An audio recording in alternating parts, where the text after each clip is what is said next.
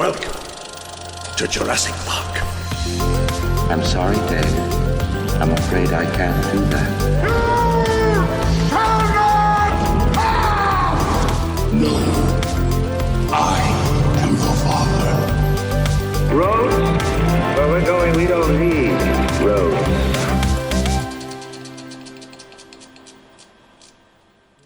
Hello, I'm your host Jim McLean. Welcome back to another episode of More Than Pixels on a Screen, a spoilerific movie review podcast brought to you by Banterflix, cinematic discussion with a Northern Irish accent. Get her butt! Joining me, as always, is the lovely Adam Neeson. There's a bucket of Yo, smell your ma, meet your da. Your dad sells Avon. Yeah, that's another good one. I'm going to keep that for a special occasion. What was the mum one? Just don't smell your ma. Your man's right. I bucked your ma. Yes, usually just your man. Yeah, I bucked your ma. Funny, someone was telling me, I can't name them, somebody at where I work was telling me about a group of friends where, Adam, here's the thing. So I think we're going to start a new feature. It's going to be called Ask Adam. Moral dilemma, Adam. You know I'm good with them. Moral dilemma. So, group of lads, turns out that the ma has been sending sexy Snapchats to her son's mates. So say there's three of them. How sexy? Pretty sexy. Are To the they point like... where I think one of them was like, here, I'm going to buck your ma. Is it like on purpose? Yeah. Like, no, like sexually on purpose? Or is it just like she's fit and they're taking it as, here, your man's sending sexy things, where she's just like, I'm doing the ironing. Just a wee bit of cleave. Well, I don't know. I'm not 100% in that, but I know it's now been revealed that one of them is now getting their leg over With the ma? with the ma. What do you think? What do you think in this week's feature, in the first and possibly only edition of Ask Adam? Is she single? No. She's married? Yeah. Where do you weigh in on the mates there? How do those mates save that friendship? I suppose... Smell my finger. Yeah. I suppose if your ma's a boot and she's riding one of your younger mates, all the power to her. And if your ma is fit and she's riding one of your mates, it was inevitable. But if she's just, middle of the road ma that you wouldn't suspect, then I guess... What's wrong, Jim? You not appreciate me calling somebody's ma a boot? I've heard that phrase in such a long time. Your ma's a boot. Your ma's a boot. I would say... What age are the men? Younger than me, so probably your age. Sure. It's all fun. We're all going to be dead one day. It's all crack. All fun and games. It's all crack. So if listeners on this movie review pod, if you want to ask your features, or if you want to ask your questions to the lovely Adam Neeson on maybe possibly Uncle Andy, I don't know, drop us an email. And it has to be, it doesn't have to be movie related. We learned that last week. Anything at all. I'm like your agony aunt, but I'll tell you the truth. Do you know what I'm disappointed, Adam? No one so far, none of our female, possibly being, modern men, trans listeners, have dropped us a message to see what it's like to not wear a bra. To be fair, we could have guessed that. I was a bit disappointed in that. But anyway, so Adam, we are concluding our 1999 retrospective. And as always, if you haven't, read the synopsis for this pod or just looked at the title, we're talking about the Wild Wild West. Wicked, wicked, wild, wild west. Wild Wild West. Wicked, wicked, wicked, wild, wild west. Rough Rider. No, you don't want to get bum rushed. Yeah, so we're talking about the... Thank God you said rushed. We're talking about the cinematic classic from 1999. Hey, we put this out on social media, and this is the movies from our list. What were some of the other movies, Adam, on your list that were there that could have been options for this? I think they were all like... The Straight Story, I think, was there. Straight Story. It was all like arty films. Yeah. But you asked for it. And this is what you get. So we're going to be talking about that. But Adam, I thought, as always, we've done 3 out of 4. I thought we'd go back and take... Now, I'm cheating this week. with our adverts, but it's allowed because it predates 1999. So it's not 2000, 2001. I'm taking you back, Adam, a whole year. Sometimes, do you remember like adverts that would be on like Cartoon Network? Would be like, you buy one, you get one free. You say you buy one. Like those were on for years. Well, this one was definitely on for years, right? Okay. And there's a connection, actually, to one of your favourite impressions on this. So I'm not. This is not just a kind of half-assed, Jim McClane kind of 5 minutes before the record like last week. Going, I need a fucking advert here. Let's just go to the random Tesco one. Aye, his ma's definitely a boot. But anyway, so let's say, Adam, do you remember this ad? Fairhill Shopping Centre is out of this world. Fairhill, it's a big shopping centre in Ballymena Heights. Remember that one? I do. And now let me ask you and the audience another question. Right? Right. There was an advertisement for Fairhill Shopping Centre. Yeah. I like the way you pointed at me. And because I'm about to get serious. Okay, here he goes. And I've never seen it again, and I've looked for it for years, and it's quoted in my family when we go to Fairhill. Now, as we know from previous podcasts, your family can kind of abbreviate Yes. adverts, yeah? Yes. Now, I'm not going to do the accent because I don't want us to get cancelled. Right. But this was a ad for Fairhill Shopping Centre Right. where it had an Asian man who had come all the way from China to go to Fairhill Shopping Centre and was taking photos around the mall. Right. To be like... This does not ring a bell with me. It doesn't ring a bell? No. Please, listeners, if you remember, if you could imagine... I think we're in enough trouble for asking our female listeners and trans listeners, as I've mentioned, and non-binary listeners, I'll throw that in as well, just to be kind of the modern man, what it's like not to wear a bra. I think I'm in enough trouble to venture into this. Well, imagine a stereotypical Asian man saying, Fairhill Shopping Centre. In my head, I'm thinking back to our South Park episode. Yeah. Imagine, right, I'm not being racist. This is me doing an impression of Uncle from the Jackie Chan Adventures cartoon. Okay. If he was in the advert for Fairhill Shopping Centre.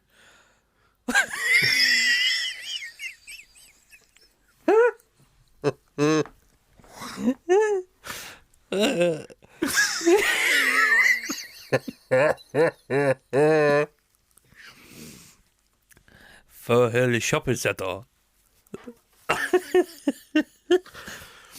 Oh, do you know those podcasts where you go, oh, those guys are dicks, they're laughing at their own jokes?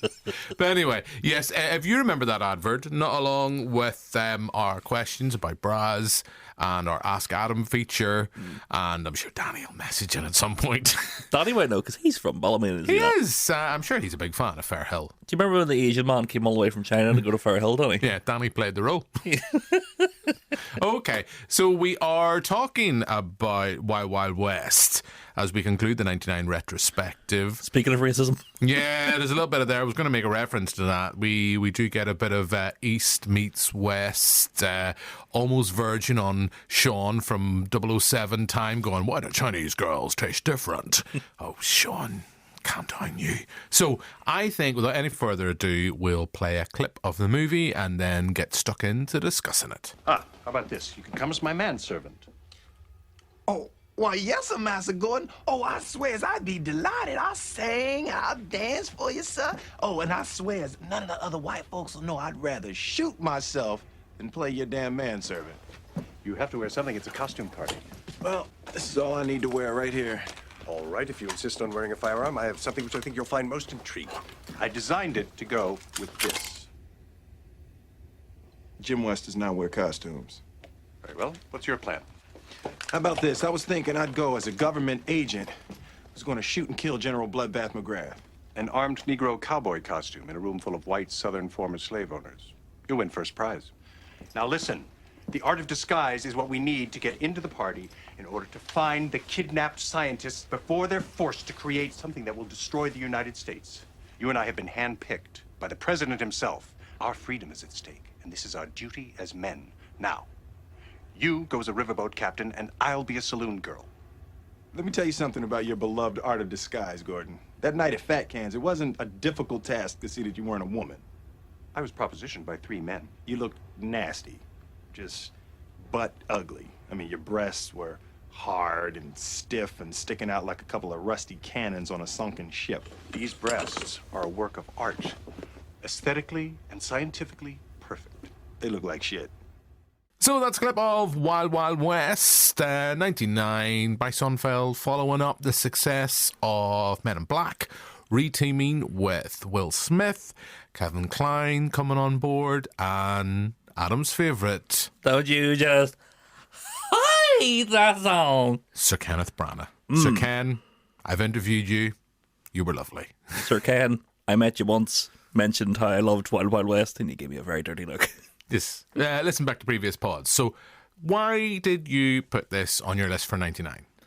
Well, I've said before in the podcast, big fan when I was younger of the Burger King tie-in advert with the song. And of course, the glasses you could buy, which you can buy on eBay. If anybody wants to buy me those for Christmas, fucking P.O. Box, Banterflix, Belfast. But I always just found this a really fun movie. And growing up and listening to the Kevin Smith story of Giant Spider. But it's just, I don't know. I have a real soft spot for this, Shanghai Noon, The Lone Ranger, which isn't a great movie, but I love it. It seems to be just like fun body cop westerns I really get a kick out of. And I guess you throw into this, there's a steampunk vibe with this, with all the kind of mechanical spiders and mechanical creations that we hear. I'm guessing you know the answer. So this is very loosely based on TV series of the same name. Very loosely, to the point that I think pretty much most of the talent involved in that show are not fans. It's not the Mission Impossible. No, it's not the Mission Impossible adaptation. And I guess we also have one of the actors involved, I think, showed up to the Razzies, because I think this won quite a few Razzies at the time, 3, possibly 4. I know why. Will Smith. No. Well, if you want to take your IMDb time out already. Oh, no, I'm just saying, I don't know why it would ever win any Razzies. Okay, I'm going to level with you. Adam, what did I say to you as we walked into the studio this evening to discuss this movie? You were like, can't believe Wild Wild West is so good. That's libelous, that's lies. I actually said, listeners, I hate you. Because I watched this in 2 sittings. So this is what, an hour and 45 minutes? Yeah. I had a wee snooze the first time I watched it. And you know when you can kind of preempt you're going to have a wee snooze? Sometimes it's lovely in the cinema. Oh, yeah. And sometimes it's lovely at home as well. And because actually I rewatched Megan. I guess this is ramble material, and you know Megan's not out yet in '99. You know, we're still back in the glory days of Man United, but I had a lovely little nap through Megan. I got to like the various bits where she's just repeatedly going to the toilet, laughed and thought back to our podcast, our finest hour, I think, and I felt myself nodding off, and then woke up and she was just doing the wee dance down the alleyway. I was like, perfect, lovely stuff. So I watched this and had a wee nap. I got. Do you ever go to your sense? Because we were actually going out to see Wicked as well, another film I shouldn't be referencing. And it's like, right, okay, just in case I fall asleep. Do you when you get that sense? Yeah. Just in case I have a wee nap, I'm going to set an alarm here, just in case. And I had a wee nap, and the film was pretty much over. And it's like, oh, for fuck's sake, how far have I got to go back and rewatch? And they were in the field with being followed about by the magnets, and you're like, oh, there's a good wee bit of this to go. Oh, well. But I watched this and just find it's a weird film. It's a weird...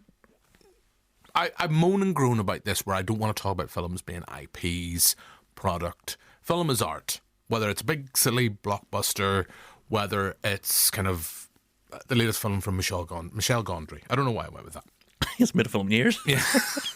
But this just felt like I don't understand how it was constructed. And I know you've already mentioned, I think it's John Peters, Kevin Smith talks about wanted to reboot the Superman franchise, got Kevin Smith up to his house, famously made his money or found his way into Hollywood being Barbra Streisand's hairdresser. Check out Licorice Pizza, film we talked about last week for more on that, with the lovely Bradley Cooper, I think, playing him. And he wanted to reboot the Superman franchise, didn't want to have him in the costume, didn't want him to fly, wanted him to fight a big spider. And a boomer. Yeah. And we also got, to an extent, we got a little nod to that in the Flash movie that was out last year. Now, I know we should say at that point, John Peters, I know in the Death of Superman Lives documentary, refutes a lot of what Kevin Smith claims. Yeah. And it's who you believe or not, I don't know. But it is then weird, as Kevin Smith makes the point, he was watching Wild Wild West, and lo and behold, near the finale of the film, with not really too much of a setup. No. There is a no gigantic spider, mechanical spider, pops up with our supervillain, aka Sir Kenneth Branagh. And yeah, you go, I kind of like that in this sense, the movie nerd in me. Mm-hmm. But as a film itself, there's no chemistry between Will Smith and Kevin Kline. Bollocks. He's playing dual roles, Kevin Kline is. Yeah. And there's no real reason for that other than one joke at the start, or kind of early on within the film. It feels like it wanted to be, and I know that's what the TV show was sold as, James Bond, but a Western. Mm-hmm. And it really wants to do that. We kind of see that from the opening. We see Will Smith. He's very... a lot of Will Smith on show. Oh, well. From a you sent me a photograph and I was like, oh yeah, maybe we'll watch that. But James West, he's a ladies' man. Mm-hmm. He's getting hot and heavy, but also always on the job. Always on the job. Always on the job. And then, of course, we get to see Kevin Kline. Is it rather attractive? I'm a lady. He is pretty gorgeous. But did he feel a sand? No, not sand. What are they filled with? Buckwheat. Buckwheat, and then Will's get the water. What's your favourite Kevin Kline movie? Fish Called Wanda, probably, off the top of my head. It's not I Love You to Death? It doesn't ring a bell instantaneously. Never seen that? I'll need to, I don't want to use my IMDb break. It's about, he runs a pizza place, and he's having an affair, so his wife, Tracy Almond, tries to poison him. And a mishap ensues. Highly recommend I Love You to Death. Okay, that might worth other ones I can think. In and Out I can think of, which I think's absolutely fab. What's the sequel to Fish Called Wanda? Which I kind of it's not a Fish Called Wanda, but I quite like it. A Dog Called Brian. A Cat Called Jeremy. I didn't even know there was a sequel. It's like one of those where it's kind of like the Rocky Horror shock treatment, where it's not necessarily a sequel. They are reteaming with similar actors. It's set in a zoo. That's all I know. Is it? Jamie Lee Curtis is in it, but sadly she doesn't get her jubblies out filled with buckwheat. Jamie, how's the feel when you shake your bra off? Hi, Jamie. Here's our Jamie Lee. So, I didn't enjoy this. And I was watching it kind of going... I remember seeing this in the cinema. Went to the good old classic Oma Cinema. Didn't take a lady on a date this time. Went with the lads. Because as we've said previously in the 99, that's what we did back then. It wasn't until maybe a year or two, 2000, 2001, I was like, hey, I want to go on a date. Let's go to the cinema where we get to not talk for like 2.5 hours. And then afterwards, don't talk to me. I'm trying to think about what I thought of the movie. Do you want to be smooch, Jim? Trying to watch a film? Stop putting your hand on my knee. Stop it. No, I don't want you to put your hand in my popcorn. I'll put my willy in there just in case. Just keeping it warm, all right? Get cold. But, I remember going to see this purely because I loved Men in Black. Mm-hmm. And I have very fond memories. My late father introduced me to Men in Black in the sense, like, what was in Men in Black was 97? Mm-hmm. So it was like, oh, there's a film out, there's a film out this week. You'll really like it, because it was into the X-Files and stuff. All that alien shit you like. Do you want to go see it? And I was like, all right, Dad, yeah, you want to go with me?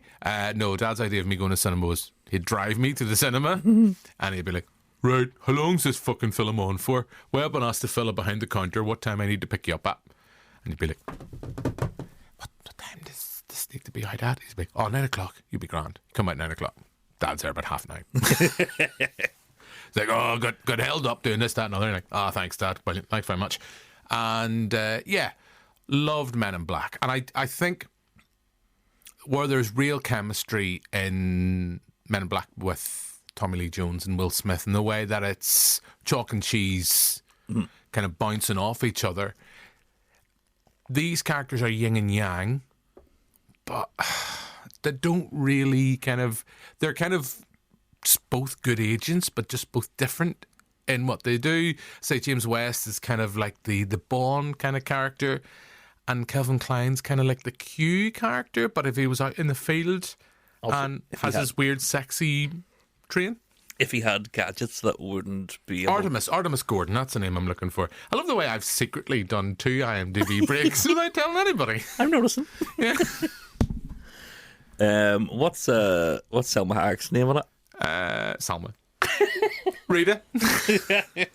Rita. A very young Salma Hayek. Where would this have popped up within her back catalogue in terms of From Dusk Till Dawn? Dusk Till Dawn would have been out before 99. This is before, or this is after. So Yeah. this would have been...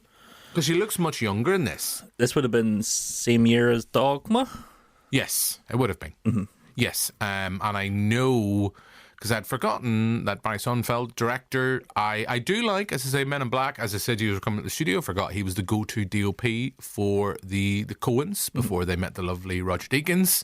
And I know even now, well, have they went back? Well, I know the Coens have they've not went their separate ways. I think they're talking about doing a film again. They're going back together. After Drive Away Dolls was such a success at the box office. Yeah, it was like, yeah.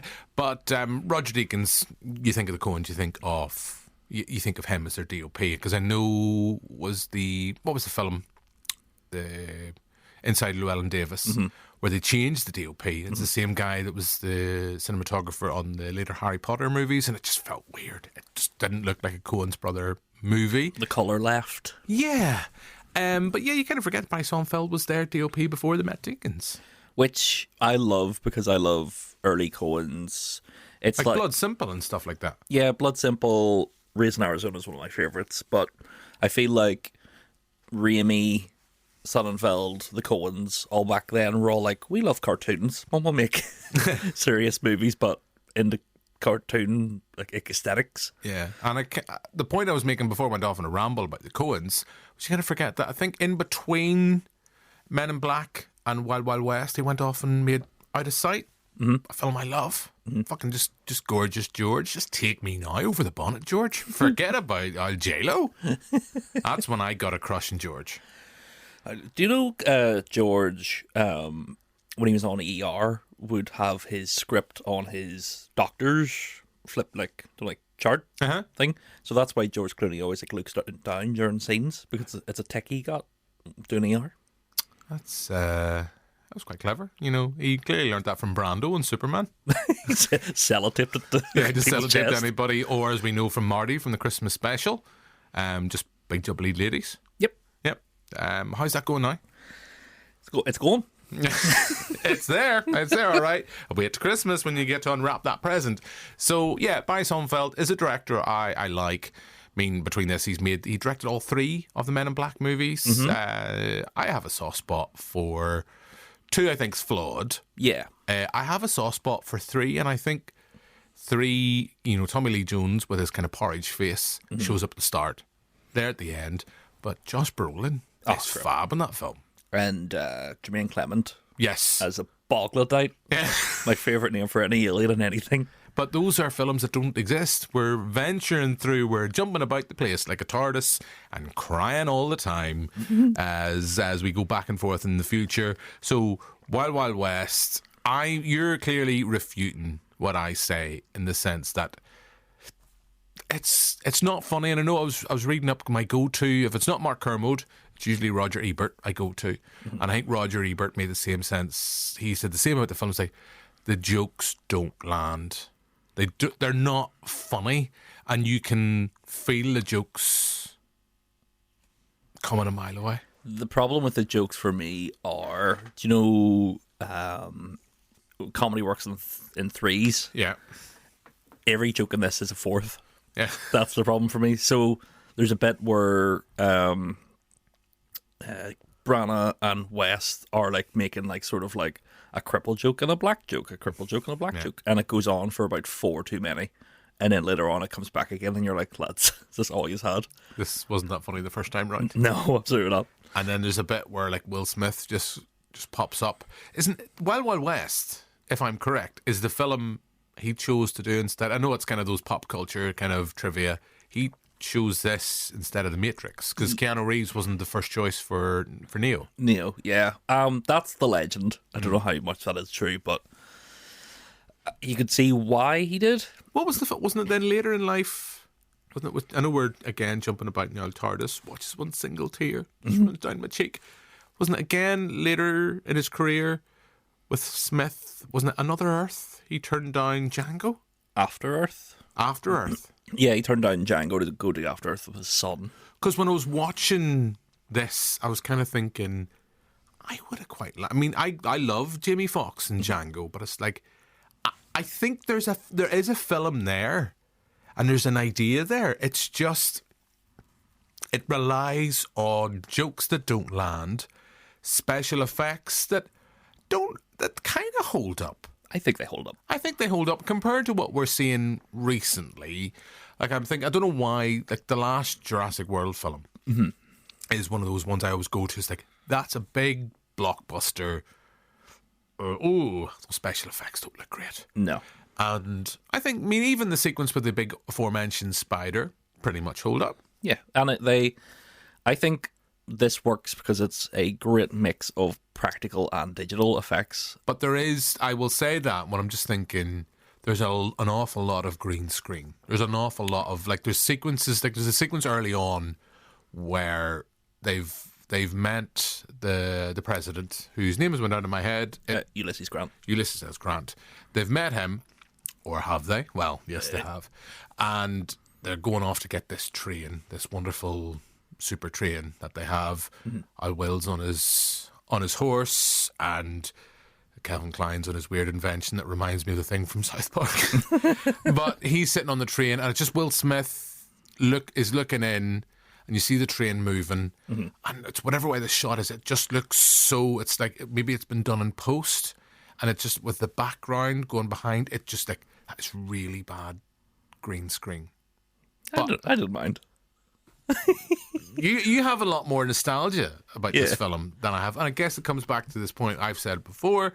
There's films I watched because we come back, you were 6. So were you watching this as 6-year-old, Adam? Mm-hmm. So you're watching. So I guess people will always have kind of those films that leave, a little kind of, they leave a mark. It's in that same bracket of Batman and Robin.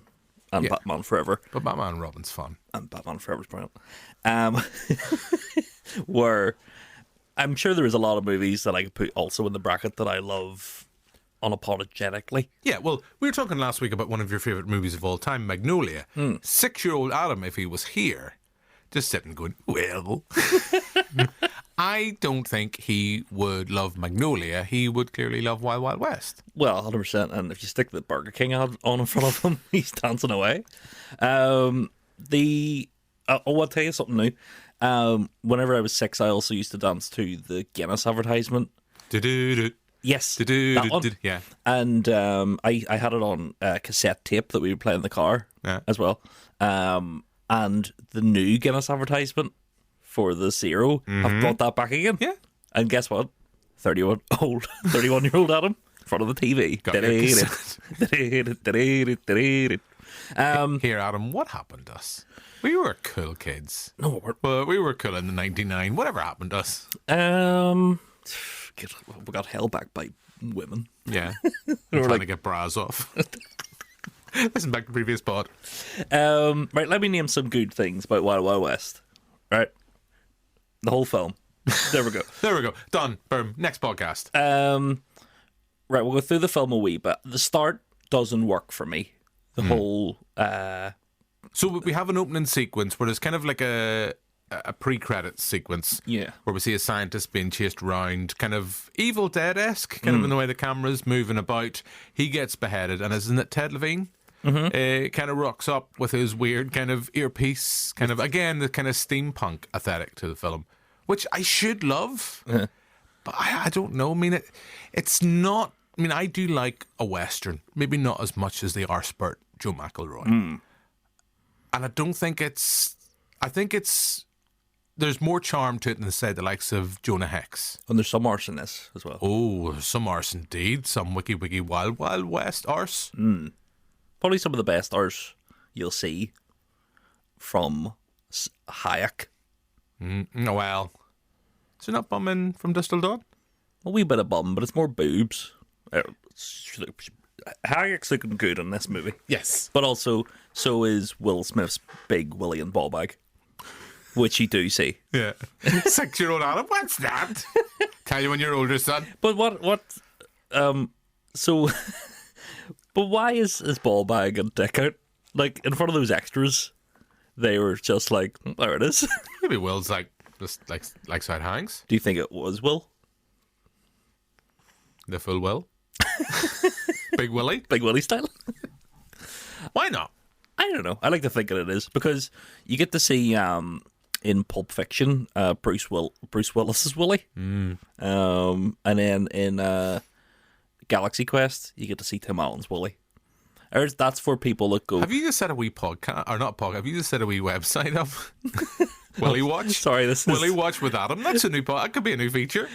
This week on Willie Watch. Hold on, let me do the theme. Boing, it's Willie Watch with Adam. Boing. Welcome everybody to Willie Watch with Adam. If you freeze frame Galaxy Quest at 3 minutes 54 in, you get to see the full Alan. Guys, if you want to text or message in your favourite Willie in a film, it has to be a Willie that wasn't meant to be seen.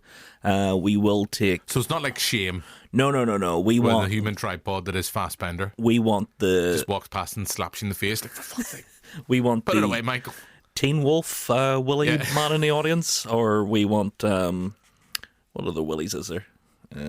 Teen Wolf is always one I always like. That is like because you always like showing it, like the time you show it to your brother. Like, there's the guy with his Willie out behind Michael J. And we can talk about that because it's pre-99. Yeah, 100%. Or whenever the kid in Back to the Future 3 is pointing at his Willie because he needs to go to the toilet. Did you see that? I think so. Yes. But just message in your Willie. But that's been the latest episode. Loads of new features coming up in this week's show. Ask Adam, Willie Watch. Loads of features involving you, Adam. Well, you know, we are talking about one of my movies. Yeah, I know. Let's do all the things you want to do. But let's close out this latest episode of Willie Watch with Adam. Yes. So, as I say, so we have the opening sequence. There's not an awful lot of the Wild Wild West song. No, it's not really. It's the closing credits, of course. But you're kind of like, you could have done it over the credit sequence. I thought that, because considering the fact that Wild Wild West, I hadn't watched the show, wasn't overly familiar with the show. I don't know if it translated here to the UK. I don't know if it was like Mission Impossible, where it did find an audience. Maybe not a massive fan base, but it was maybe repeated on Channel 4 or various channels. I've never seen Wild Wild West, the TV show, ever. No. I think it ran for about 4 or 5 series off the top of my head from doing research for, I think at least 4. There's just a sizable chunk of episodes, never seen it. So I don't know, I can't compare. I know it's a loose adaptation where they've just used that IP and said, right, this is going to be a vehicle for Will Smith, and you can kind of see where there's the potential to kind of have sequel fodder. Yeah. And I don't know, I mean, maybe, I know there's a video game. Is there? There was a Wild Wild West video game, because you're the comics book guy as well. We don't have Aaron Flanagan on. I don't know if there's comic book spin-offs of Wild Wild West. Wouldn't have the same charm. Wouldn't have enough Willie for me. Both facially and penisally. If that's a word. Tawdgery? Yeah, tawdgery. So as we mentioned, we've already kind of touched on the opening sequence and that kind of the water tower. And Old Will's doing what James Bond does. He's getting with a lady, but he's always on the job, looking out to see... Because they're both agents, aren't they? They're both agents, but they're working separately. Is it really that clear? Yeah, because he's... I was going to say they're both part of the Secret Service, but that's the end of the movie. Yeah. Yeah, I guess so. Because they both know the president. Because there's when he meets him, it's like, he... A ring? He's able to tell him that it's Kevin Kline in disguise. Yeah. Even though it is Kevin Kline in disguise. By the fact he's wearing a wrong ring. Harvard ring? Yeah. So I think they're both agents. They're working separately they're trying to find why these scientists are going missing. Mm-hmm. We already know what happened to one of them. Mm-hmm. And then they're forced to work together, and it's here where they encounter your old mate, Sir Ken. What did you say? That's all. And I could not but not think about you when he literally rocks up, and I think that's his first time. Well, I think you see him in a carriage. Yeah. Early on in the film, but his first speaking lines, and it's literally, listeners, it's like having him in the room, because it's just, I don't just hate that song. I can't do it as well as you. 6-year-old me didn't like this film as much. And yeah, he's camping it up. He's having Kenneth Branagh, I don't think on set he had a ball. No. But he's clearly just went in the similar way that Ian McKellen, when he rocks up, isn't it Ian McKellen rocks up in the Da Vinci Code? Yes. He knows the film he's in. Yeah, he knows it's shite. He knows it's shite. He's like, right, I'm going to go this. I'm from the stage, darling. I'm going to camp it up. Apparently, because of the fact he had to kind of crouch for most of the set, and I think so they had to shoot the scenes quite, quick turnaround, because he would get up, have to stretch his leg because we were going to sleep, because he's method, darling. Of course. It's like that famous line with Dustin Hoffman, where it's like he stayed up all night. I'm walking here. He stayed up all night. Oh, what's the film? Tootsie? No. He stayed up all night to look like he hadn't, like he was sleep deprived. And I forget the name of a very famous actor, and I forget, this is a completely half-arsed anecdote. When you still have your IMDb? I do, but I haven't cheated at all. But the stage actor said, "That's acting, darling." That's it. So Kenneth Branagh knows the movie that he's in. Mm-hmm. He is working at about 11 or 12, and I think that's why it's a little bit more jarring, in the sense that I don't know if it works, because he's going full Bond villain. Yes. And there's a Bond villain aesthetic. He's someone who literally has been cut in two and is now rebuilt himself, Dr. Robotnik style. Yeah. And I do quite like the sequence with him, because you kind of think Ted Levine's going to be a major character in this. Yeah. And it's great set design. Yes. Like his whole spidery aesthetic is fantastic. Ted Levine, of course, famously played Buffalo Bill. Mm-hmm. Of course, another person auditioned for. Fuck me. Another person auditioned for Buffalo Bill. Hang on, have we got this? I bet you got the clip. It's the exclusive. Okay, hang on a minute. We've got this. Okay. Billy, put the lotion in the basket. You wouldn't help me move this sofa. Somebody call Ted.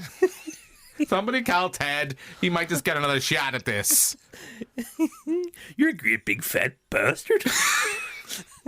Will you fuck me? I'd fuck me. You wouldn't fuck me, would you, Dimpner? Who is this Dimpner you're talking about? Oh, sorry. I'm doing the mock. You can't see it. Yours was for Jim. Yeah, it's all for me. It's all for you, Jim.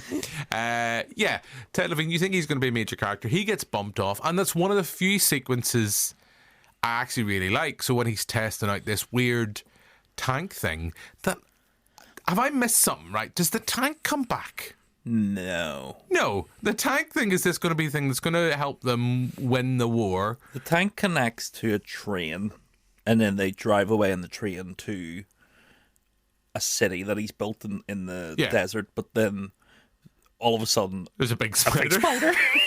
Because I remember I watched this the other night, and when it cuts to the city, I was like, I don't fucking remember this bit. Yeah. And then all of a sudden a spider emerges out of shot, as if you thought the plot was going one way.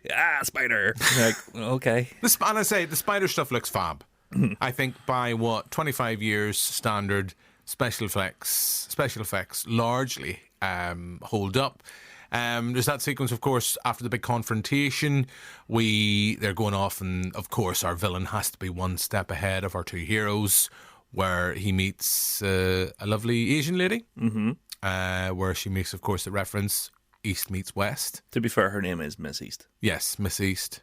She meets Miss West. There's a bit of bummage there as well. Oh? Yeah, if I remember right, does he not plunk her bum down on a little piano? Oh, why does I? And then for some reason, there's a load of spies hiding in paintings. Yeah.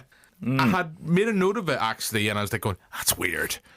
How does that work? So, is the painting an optical illusion? Or is the guy just face painting and like say, for instance, if I was sitting out to you side on in the painting, I'm trying to keep my voice in. So, am I going to be face painted, but my belly and stuff is going to be like hanging out off the side of the painting? And I'll at no point go, that's weird. I think the painting is into the wall, like back into the wall. Like a 3D? Like a 3D thing. But if you look at it from any other angle apart from face on, you'd be like, there's a man standing there. I was watching it, and Amber and I were going, I was like, why is there a guy in there? And it's like, that makes no sense. No. That makes no sense, because that guy has to stand there all the time. I understand in the sense that he brought Ted Levine into the room to have a secret meeting. So maybe he needed a spy in case Levine got a bit funny about it. But then also, did he need 7 spies? No. Also, whenever Loveless and Ted Levine leave the room, do you not think the fella in the painting would have been like, thank fuck, I can have a fucking fight here? You just scratch me arse. Yeah, so got all that, as we say. Then there's a sequence in Cornfield, I'm going to say. Cornfield, where they're getting chased around by the magnets. Oh, you're missing the whole rubber rope. Oh, sorry. That's so good. Forgot about that. Apparently, Kevin Kline's character is like, oh, we got to hang Jim West. Yeah. Because Desperado, Rough Rider. No, you don't need nada. Call it GBs.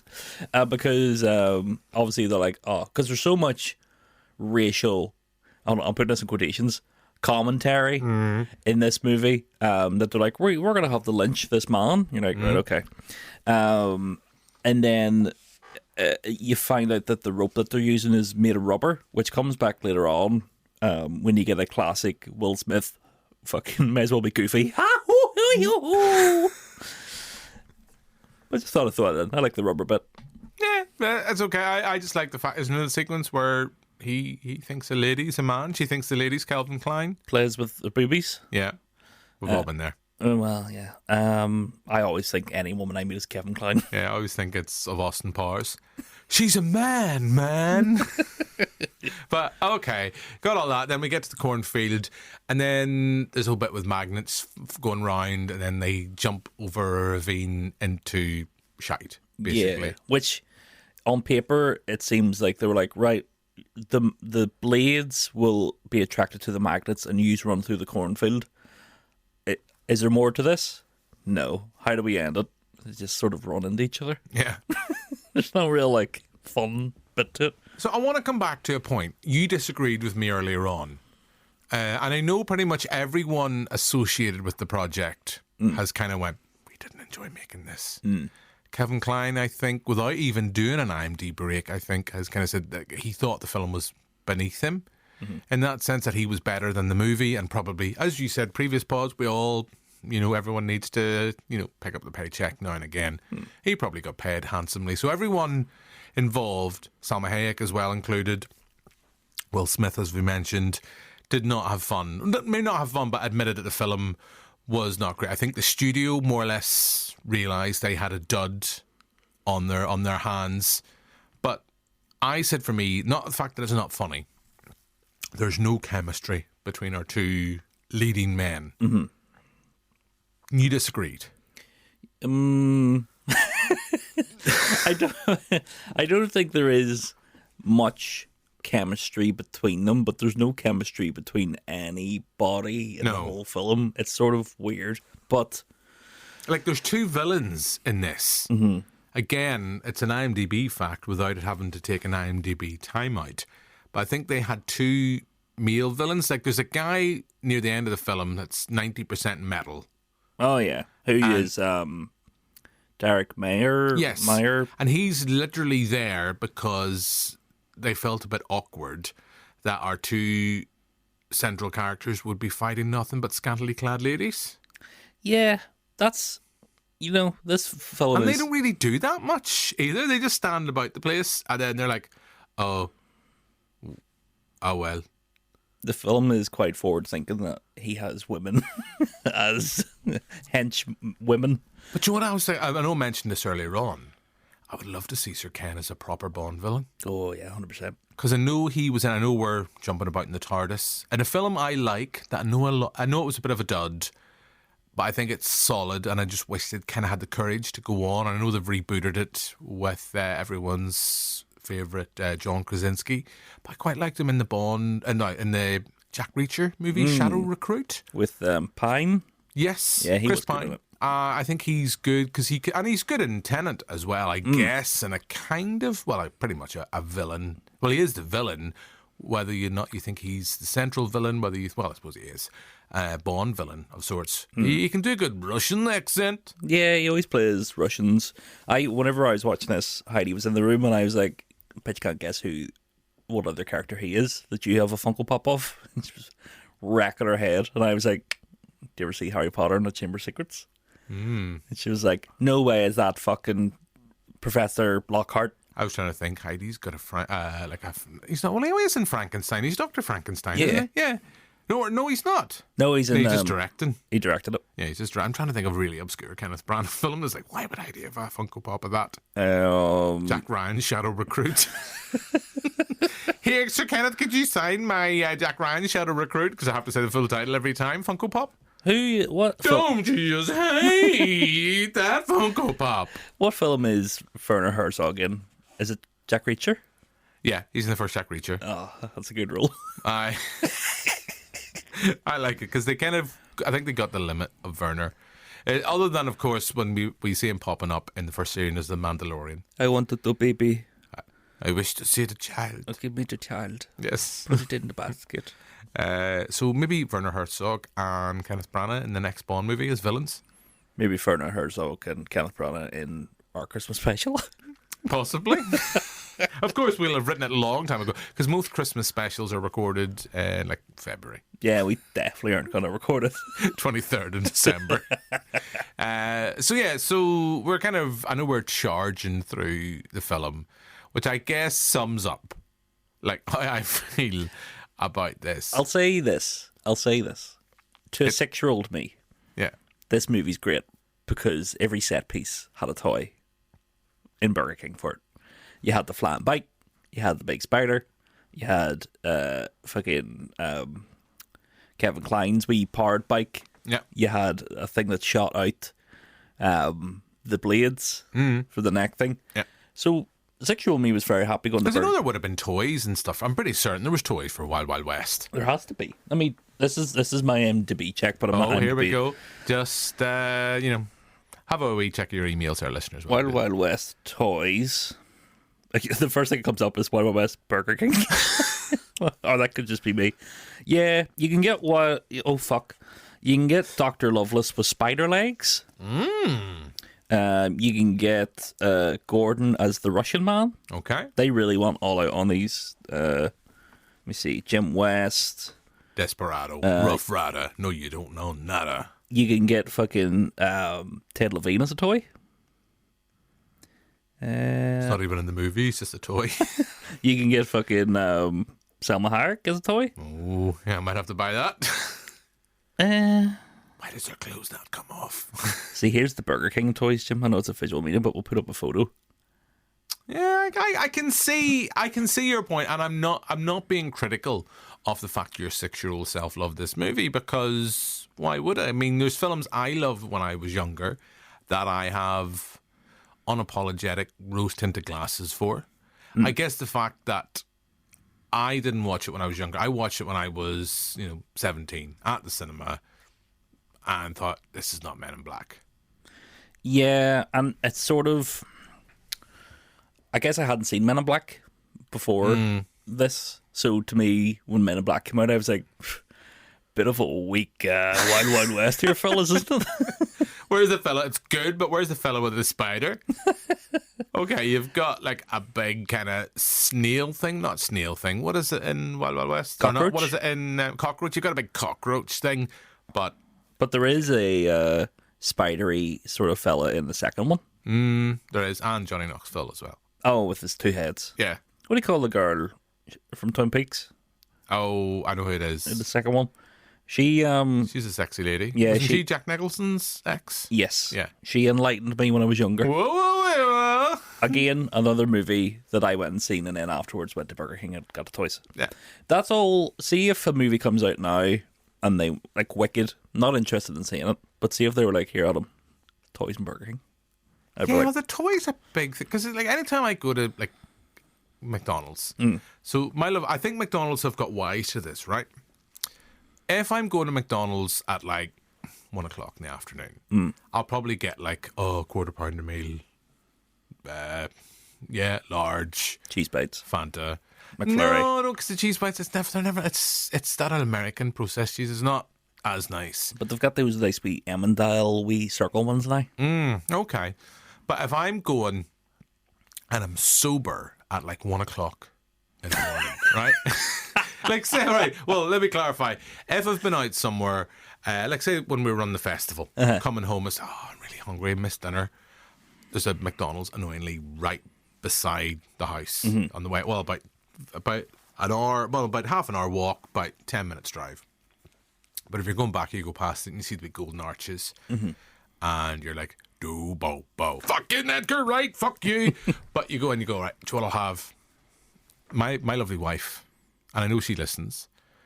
And anytime I bring this up, she always goes, I didn't say that. I thought it. This is this is definitely 100%. Because my lovely wife and got me in this. She will do, it's like, it's the perfect meal. You get 2 Happy Meals. You get a Happy Meal cheeseburger or beef or normal burger if you want it with a Fanta. You get then chicken nugget Happy Meal. And then you go, you've got 2 chips, burger. You got your chicken nugs, your nuggy nugs, or car nugs, as my lovely wife calls them. And then you've got your 2 drinks, and you're like, all right, okay. Any of the toys you get now are shit. Now, before we get to the toys, Right. it is. But can I come back to as well? I think McDonald's have got wise to this because they now have a new meal on. It's like a $5. You get burger, chicken nuggies, chips, and a drink. That's only if you're walking in. Isn't it? Or no, they don't deliver it. I don't know if they deliver it or not. They don't. I've never come to the level of getting a McDonald's delivered. I will, and you know how close I live to McDonald's. Literally, listen as he falls out of bed. Literally. Now, before we get to the toys, is your lovely wife putting the nugs in the burger? No. I think you're missing out. No, she is getting the wee kind of, because that's another thing I only learnt recently, that is it the Happy Meal, you can kind of take it off and it's like a little mini plate. Yeah. Yeah. Yes. She has it all set up as a little plate. And now, just a side note. And a wee dip. Sweet curry. Sweet curry. How are you feeling about the filet o fish?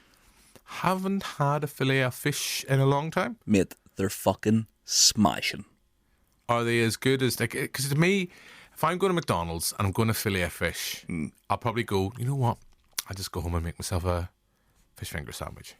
You want to get yourself a filet o fish, man. Okay. They're fucking smashing. They bow. Give me that sponsorship for filet o fish. Anyway, the toys, shout. Because it doesn't seem to be like the tie-ins anymore. Well, there's a Grinch toys now. But the Grinch is not out in movies. Like, I mean, you think 20 years ago, 10 years ago maybe, Wicked is out in cinemas this week. There'll be a Wicked Happy Meals toy. Because I think Wicked's, what, a 12A? I know it's not really a kid's movie. Or, you have Moana 2. There would be a Moana 2 or Moana Happy Meal out. Oh, 100%. Well, even Wild Wild West, it's a 12A. Yeah. And fucking boobies and thing in it. Yeah. They're just like, kid. Maybe you don't remember this, but I really love the Basic Instinct Happy Meal. Speaking of filet o fish, Yeah. I remember in KFC. Eyes Wide Shut was a great tie-in. Nymphomaniac, mate. I couldn't believe it. My eyes nearly popped out of my head. Special tie-in hot dogs. Yeah. I remember in KFC they had tie-in toys for the Mummy. but the Mummy animated series That's all right. was pretty good. Also, did you ever have this? Right, we'll move on from this in a wee sec. Did you remember when Godzilla came out in KFC? The good one. No, the fucking... The Matthew Broderick one, the good one. Yes, the good one. Thank you, sir. Came out with one of the greatest moments, the Richard Davis, formerly of this parish. Although he was on the TV show a couple of weeks ago. Richard and I still talk. I hadn't seen Richard in a long, long time. He was on the show. We're still in touch.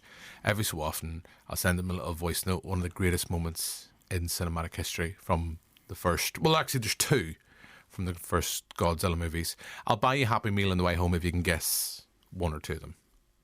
The best moments or lines? Best lines. Oh, fuck. Is it when he lights the match and the guy goes, Gojira? Yeah. Oh, fuck, I've got to buy him a Happy Meal now. Gojira. Fab. To this day, my dad will still do that. And then the next minute goes, this salad tastes like shit. And then rolls around up. The second one, you call that collateral damage? I call that the Chrysler Building. Oh, yeah.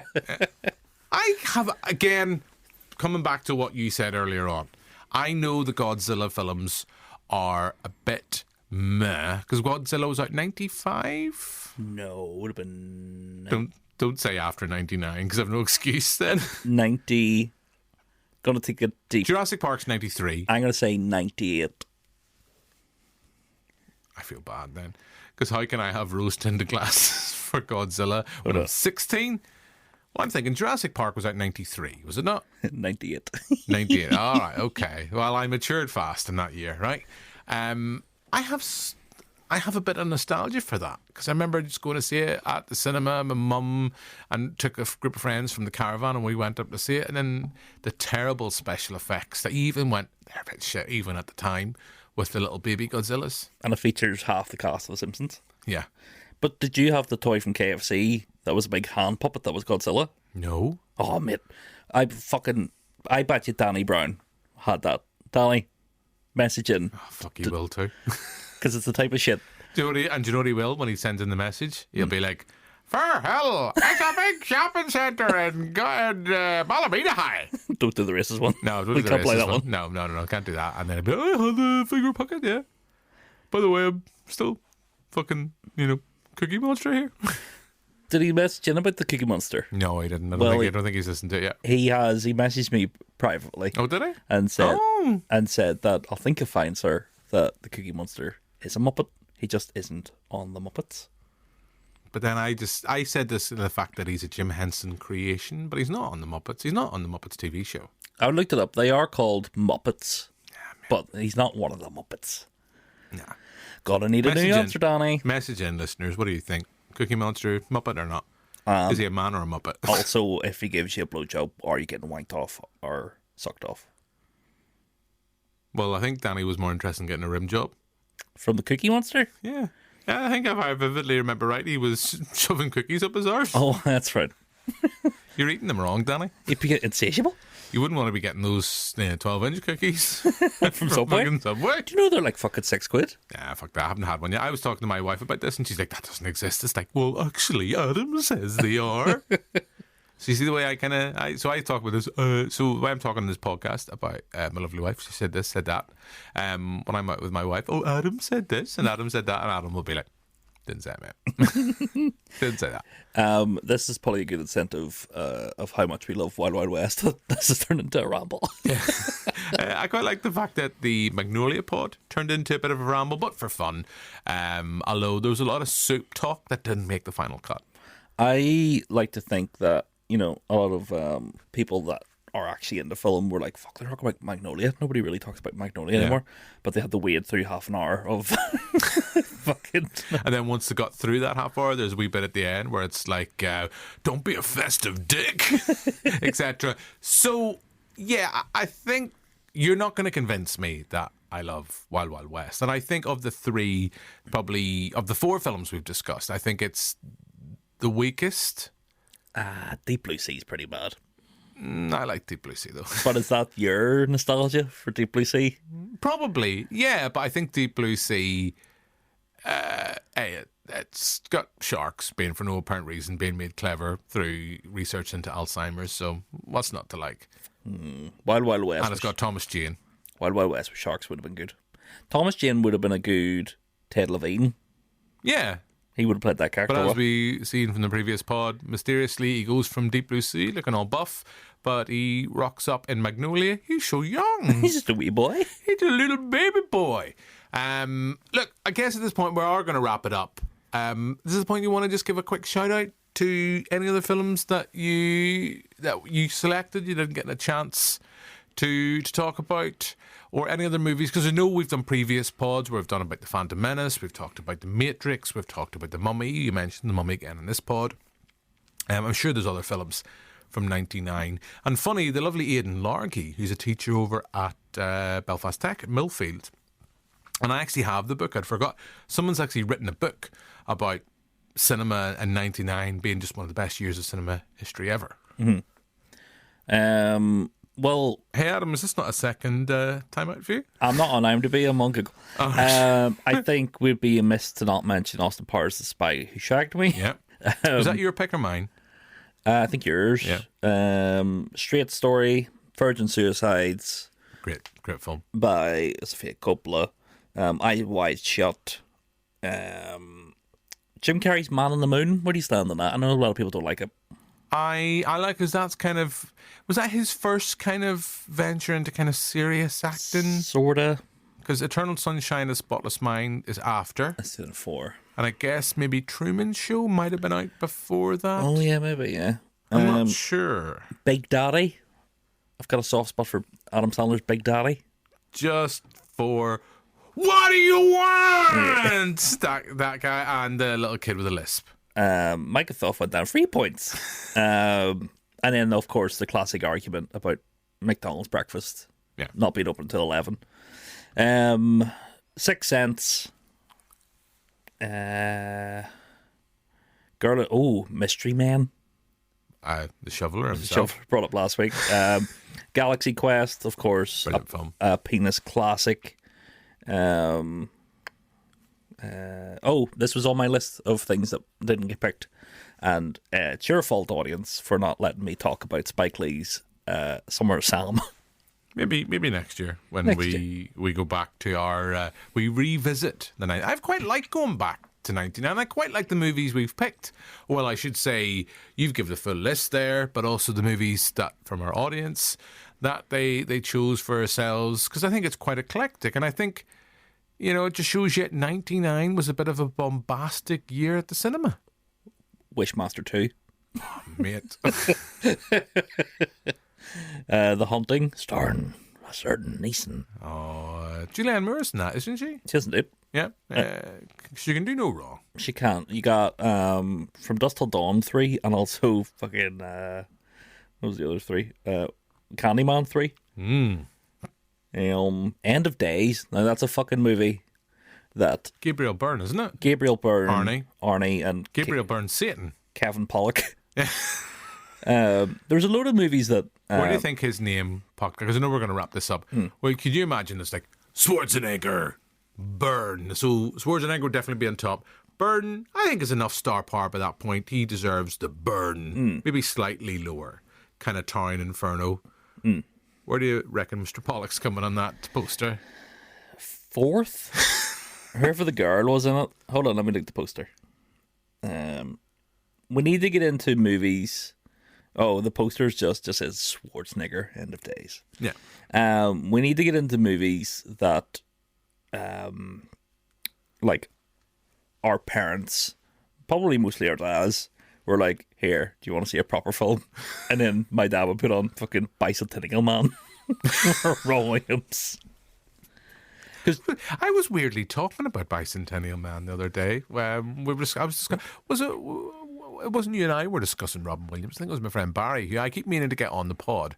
Because if you think we talk nonsense, you should see with Barry and I. Because my lovely wife will be, if I haven't podded with you for a week, and we've kind of got into a good routine now, my lovely wife will just be like, phone your friend Barry. Have you spoke to Adam or Barry this week? No, I haven't. And she'll just be like, stop asking me these weird questions. Stop. I don't know. I don't know how to explain to you what it feels like not to wear a bra. I don't know. Stop asking. Just stop using all your word quota for the day. Save it for Adam and Barry. And yeah, because we were talking because we couldn't remember. We were going through the various names. He was asking me. That's what it was. He was asking me about. It's like, what's that film where Robin Williams plays a real creep? And I just was like, Bicentennial Man. Bicentennial Man. Was he talking about 1 Hour Photo?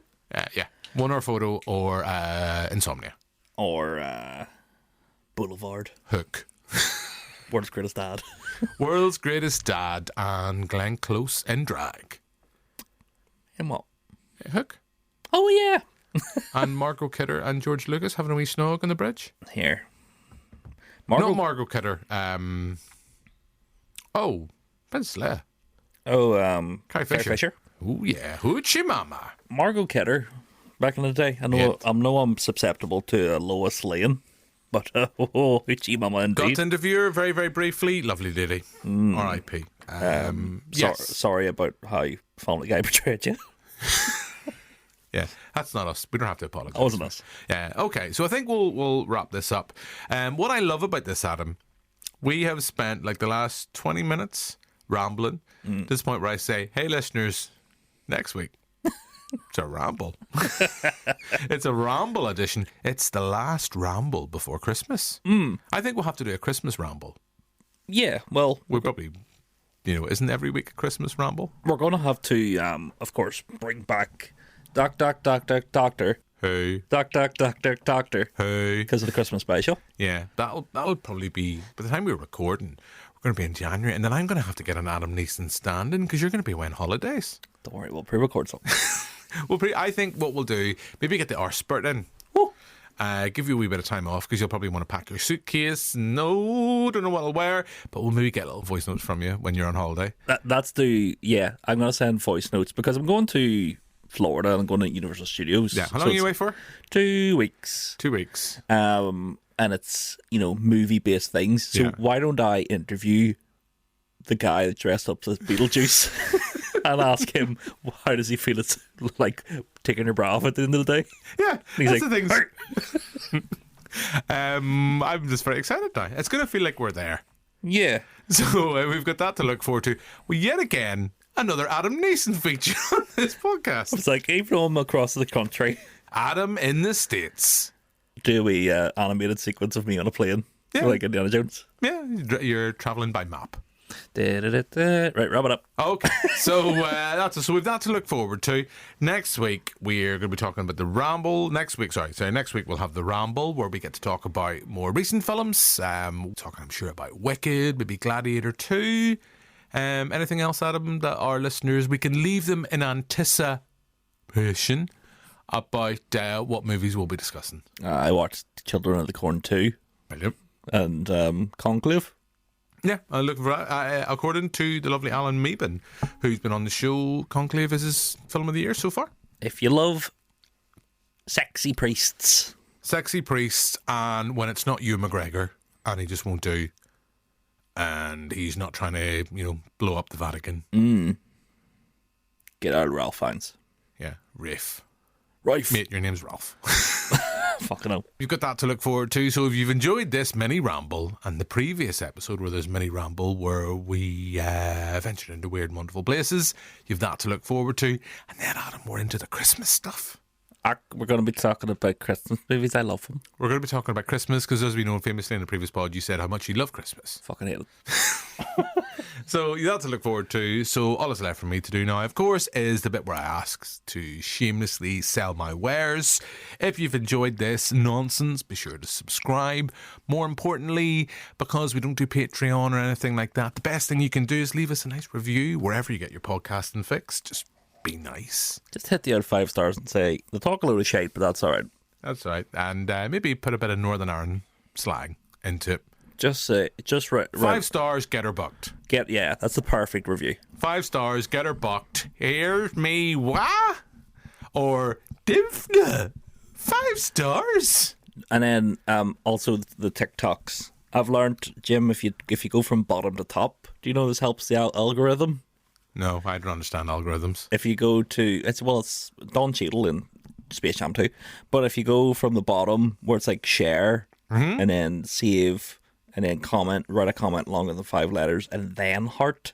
Apparently it gets it through the algorithm quicker. All right, okay, well, there we go. So, leave us a review wherever you get your podcast and Vix. Of course, you can go on our YouTube channel. You'll find all episodes of the podcast there, along with the TV show, as I mentioned earlier on. I think this week's episode, or the latest episode, we talk about Wicked Part 1. We talk about My Old Ass. Not My Old Ass, ew, but the movie, starring Aubrey Plaza. And Monster, written and directed by Patty Jenkins. When you just need a wee serial killer fix with a bit of a feminist edge just before Christmas. You've got that to look forward to. All the old episodes. So, yeah, find all that. And all that's left for me to do now is thank my lovely guest. So, thank you very much, Adam Neeson. Thank you, dude. And thanks for listening. We'll be back next week with another podcast. But for now, until then, goodbye. Bye-bye. Bye.